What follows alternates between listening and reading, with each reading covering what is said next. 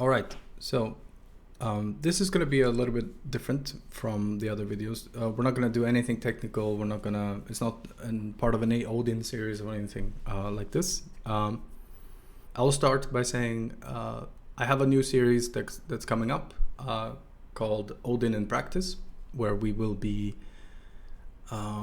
doing projects in Odin. It's going to be a little bit more freeform. It's going to be a little bit more, I just do things kind of, it's not live, but it's off the cuff. It's not going to be planned so much as it is just stuff that I want to do.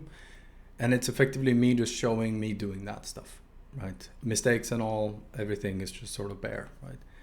And this is because in some sense, it's become very hard to do videos for the channel on Odin. I have run out at the moment of, specific kind of things that I want to talk about.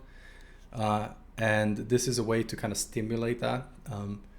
So for example, in the future, of course, there might be a section on network programming in Odin and so on. And this can be a particularly pedagogical video. It can fit in the Odin learning series, right? But Odin in Practice is going to be more us doing something in particular. Maybe that week, a couple of weeks, several videos. These videos can be a little bit longer and so on. I have no idea how well that stuff is going to do. But what I do know is that I want to do that stuff, and I feel like this is something that might be useful still. It's probably not going to be useful or interesting, rather, for a lot of you guys. But, I want to make videos for the channel, and I don't want to overthink so many things, to be honest. I want to just sort of do fun things, and that's it, right? And we're going to be taking a look at things that are a little bit more broad. They're not just how do I do this particular thing in Odin. It's going to be more like, how does LC4 compression work? And so on. So I'm working on stuff for that now. We're going to have a video soon on how to write a graphical user interface visualizing the process of decompressing LC4 files and so on. So I'm working on that stuff. That's kind of why I've been gone a little bit, because overthinking content plus trying to get that stuff to a point where I can actually do a video about it and so on. And the decompression UI, we're actually going to do as part of this Odin in Practice series. It's going to basically be, I have nothing, let's start, let's make something, right? And yeah, so this video, after that little kind of announcement, this video is going to be me trying to explain kind of what I want to do with the channel, right? And because one of the things that has become clear to me over time, I was thinking about this maybe a month or so ago, learning programming and so on.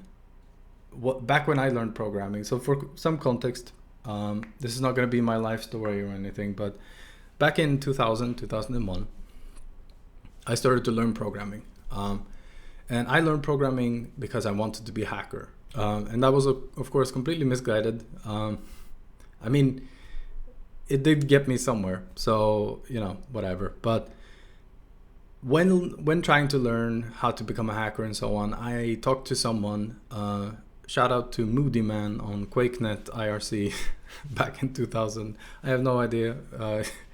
He will probably not see this, of course, but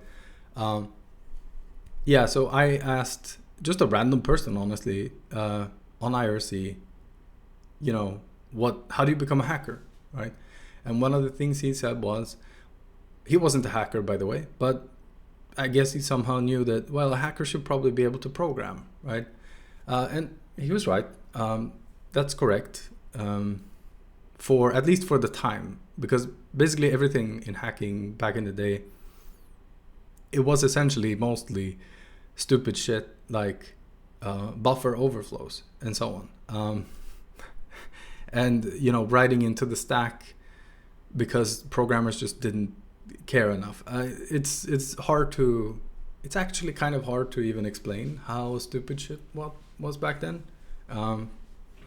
But yeah, so anyway, I learned how to, I learned C++ back then, right? And I learned this from the perspective of just sort of wanting to learn how to make things, because at some point it became clear that this whole hacking thing was not a thing, right? It didn't really make any sense for me to focus on this, right?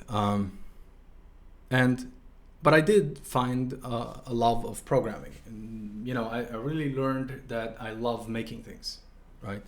And so I spent a fair amount of time between the years 2001 and 2010, pretty much. I was just doing C++, and this was with maybe a year or so, sometimes like off, basically, because I got a little bit tired every now and then of sort of programming and stuff like this, and I just had other stuff, right? And so, yeah, I did that, and one of the things that kind of stuck out to me when I was thinking back on this was, I didn't do this because of a job market or anything, right? And even if I did, it wouldn't be one of the situations that I feel is a little bit problematic nowadays. As in, it's an actual problem, not problematic in the other sense. Is that we, as an industry, we have kind of made people feel like you should just know a bunch of frameworks, right? And so, for example,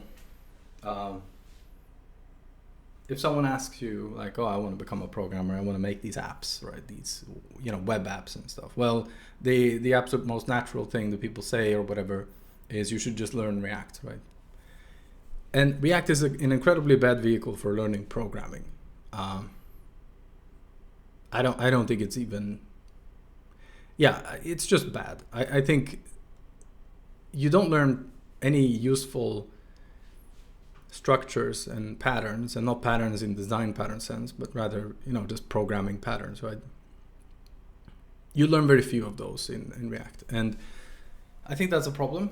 I think that's potentially something, we're kind of just setting up people to be React programmers. And I think that's not where we kind of want to be as an industry, right?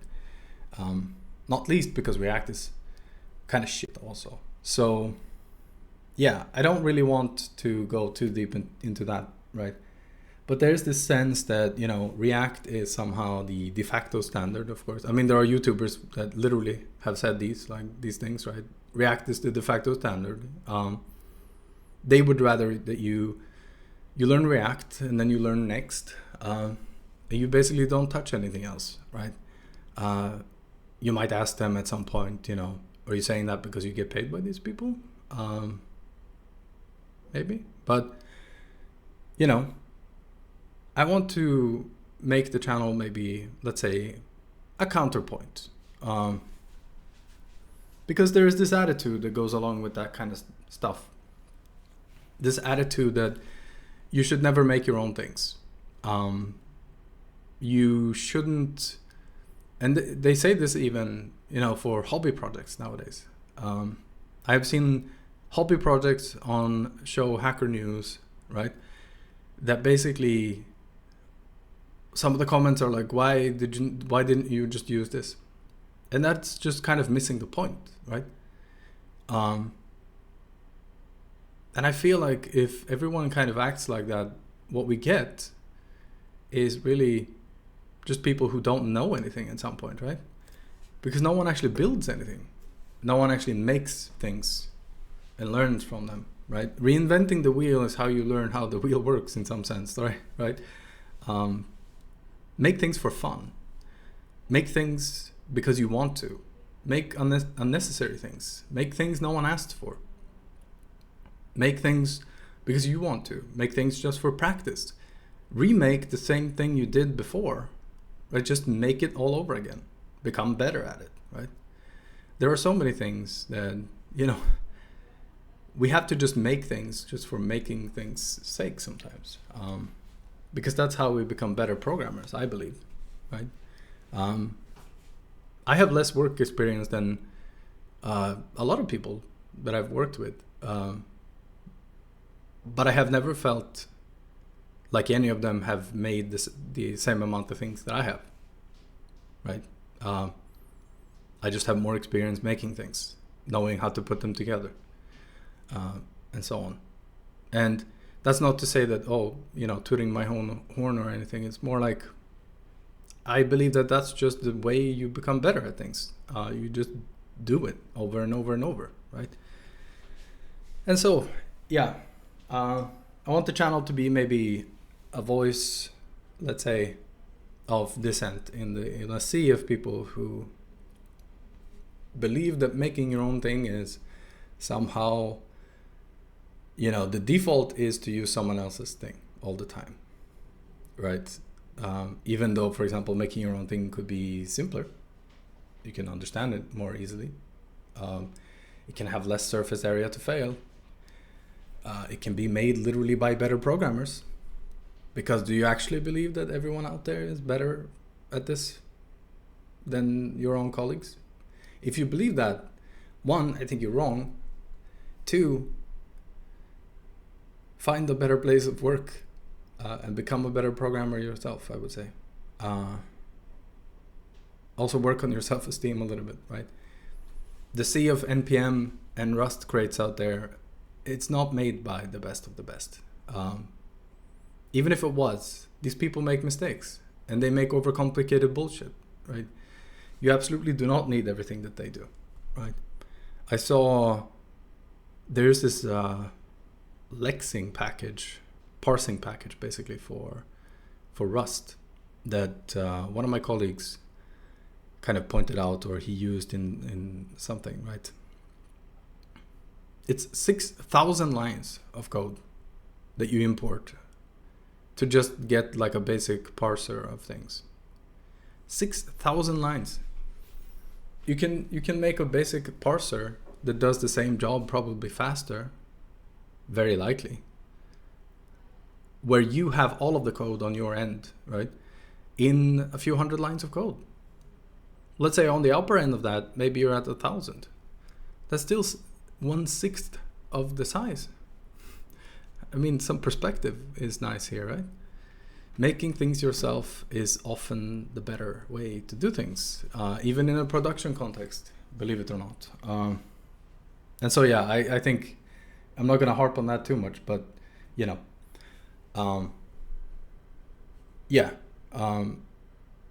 I want to highlight also a video that I watched, I don't know, slightly after I started thinking about all of this. It was very, very timely. So the title of this video is The Economics of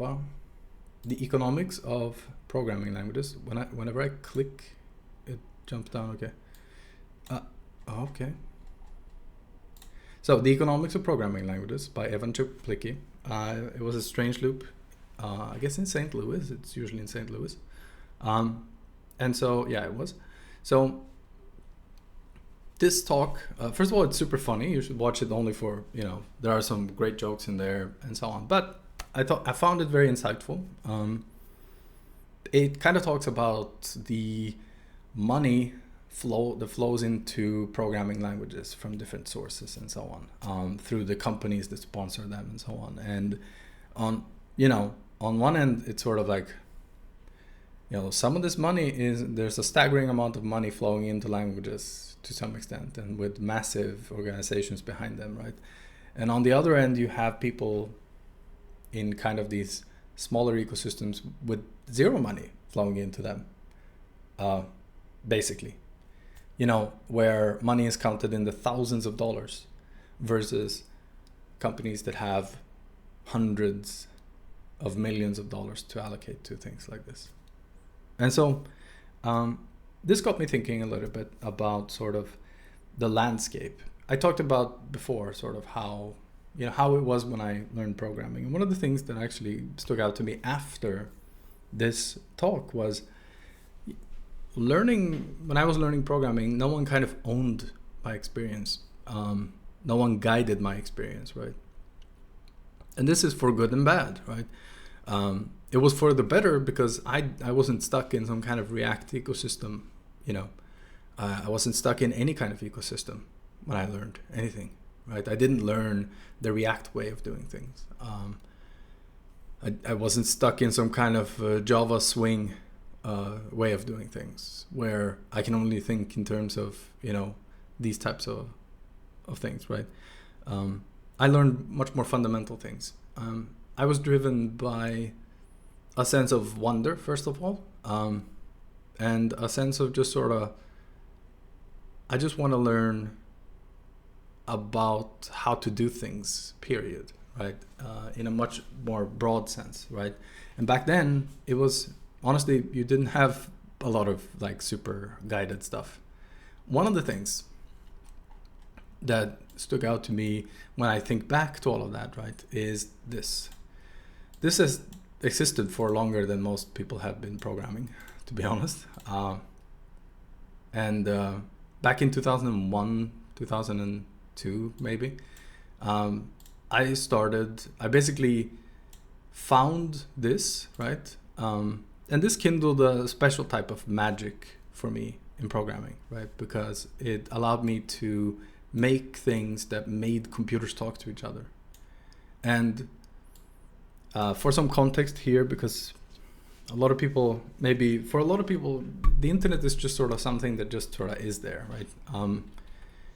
But when I started using computers, we did not have, the internet. And then we got a modem, and now I could suddenly get on the internet.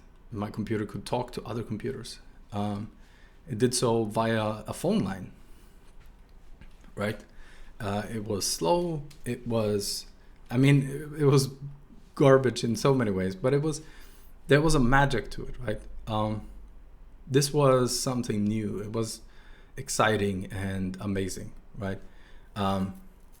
When I learned network programming, we were transitioning to ADSL, right? Which was a kind of a limited broadband kind of situation. It was actually running on phone lines still, basically copper, but doesn't matter. So we had a persistence connection, when I learned network programming. That was later.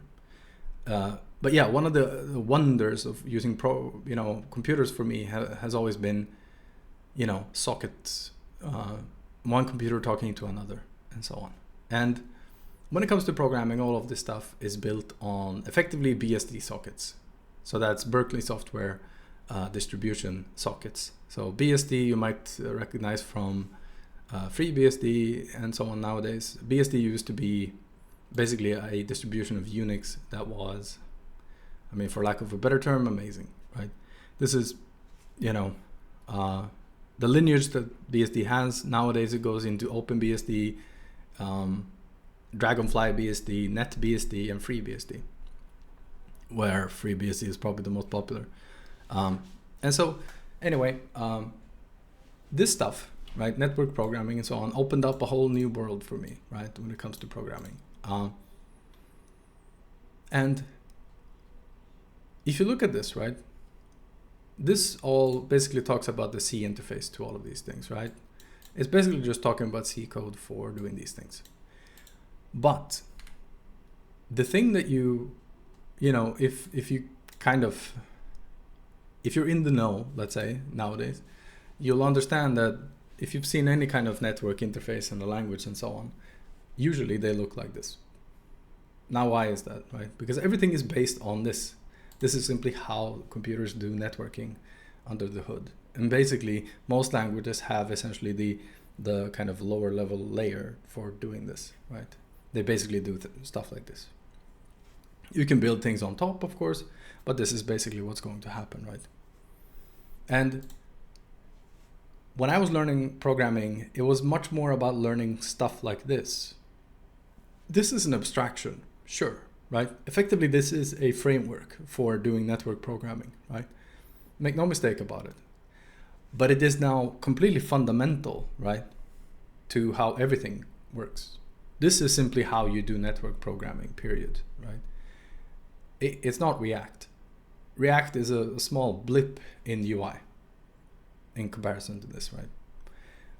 This is effectively how it is, right? And so a lot of the stuff I feel like was kind of like that when I learned programming, right? The stuff that people were doing even in places with, you know, Direct 3D, DirectX, and so on, when that sort of took off. Effectively, at some point, a lot of those kinds of abstractions that they were working with basically became how graphics programming was done, like the graphics pipeline, and so on. These things are a little bit closer to how they're just sort of how things are, right? And when you learn much more fundamental things, right, they become applicable in more places, right? And so what I want to kind of do with some of the content, at least, is this kind of thing where we kind of take a look at things that could exist everywhere, right? So, for example, we're going to do some videos on LC4 compression, right? And I will show some more specific things. For example, we're going to take a look at how to use IMGUI.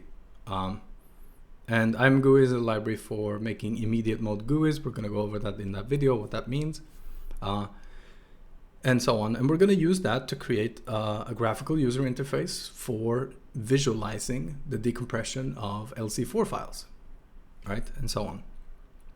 So we're going to use that as a learning vehicle for, one, how to use this neat GUI library, right?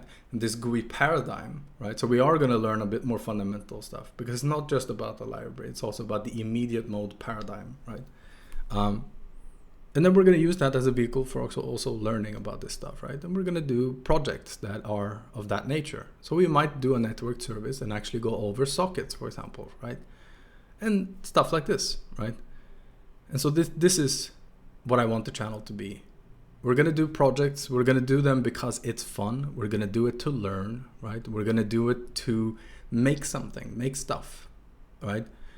And I want this to not really only serve as like, oh, I can learn stuff from this, but maybe also as a way to kind of re-examine attitude as well, right? The philosophical kind of argument about, is it fine to just sort of make new things, even though there's a perfectly fine version sitting there, right? Is it fine to re-implement this, even though I could just install Kafka, right? If you're using Erlang, by the way, the answer is yes. Absolutely, you can. But yeah. So yeah, in short, I want this to become kind of a counterweight to all of these common arguments about sort of, no. Even if you're doing a hobby project, you shouldn't make your own kind of thing and so on, right? There are very few areas where I think this kind of thinking is applicable, right? I would say from a security perspective, absolutely, we should try to rely on robust solutions. And for everything else, honestly, making it yourself can often, more often than not, it will result in something better, to be honest. And this is kind of what I want the channel to be. For us to be excited about making things and examining, these kinds of broader concepts that we could apply really anywhere, right? Because we might have to. I started writing the LC4 stuff for Odin because I couldn't find any LC4 stuff for Odin, right? So I had really never looked at LC4 before. Now I know how it works, and we're gonna talk about it, and so on, right? Because that's how stuff actually gets into your brain, right? You do the thing, and then you learn about the thing, and now you know the thing, right? So yeah, I hope that you'll all join me. A lot of the videos are going to be a lot longer. They're going to be honestly just less prepared because I want to make off-the-cuff content that sort of, it's just us kind of programming together, except you're watching it later, I guess. I might also stream, but we'll see. So it will be much more like programming, pair programming, except it's you guys yelling at me when watching the video, so I can't really hear you because I'm making some kind of mistake and you've already spotted it, and so on. So that's kind of what I want to do. It's going to be a lot more practical in nature. We're going to actually make the actual apps instead of looking at sort of how do I do this basic thing in Odin and so on. Some of those videos will actually show up in the future. They will be part of the actual Odin series, the normal Odin series as well. But Odin in practice is going to be much more about projects, making, you know, more or less interesting things depending on who you are, and so on, and try to make some kind of result out of things and so on. And yeah, so the next video is going to be a basic introduction to no, actually, the next video is just going to be, we're going to make a decompression UI for LC4. That will also involve actually looking a little bit at the LC4 content and so on. But for a later video, we're going to actually look at how LC4 works by using the visualization that we make in the GUI video and so on. So I'm excited. I think that this is going to be good. I hope it is going to be good. We're going to see effectively. Time will tell, right? But yeah, that's the plan. And I hope that you'll be there with me. Have a nice day and ciao.